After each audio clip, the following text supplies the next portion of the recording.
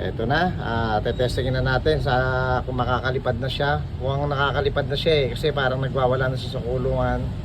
Kakaawa naman kung di natin pakakawalan. Ang usapan ay pagagalingin lang siya, palalakasin lang. So sana, ingat ka lagi ha. Ingat ha, balik ka dito sa amin ha. Ingat ha. Ingat ka, ingat. Lipad na, sige na. Hayaan ka na namin. Sige na. You're free. Ayaw niya. Yun. Kaya mo yan, huwag kang kabahan. Sige na. Go na. Pinapamilyar mo na siguro. Oo. Ito na, bago siya. Maraming puno dyan, maraming puno. Ayan o, kayang-kaya mo lumipad dyan. Sige na.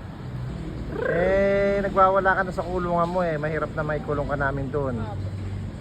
Karapatan mong maging malaya, di ba? Karapatan mong maging malaya. Hindi ka naman namin mabubuhay ng kung anong gusto mo.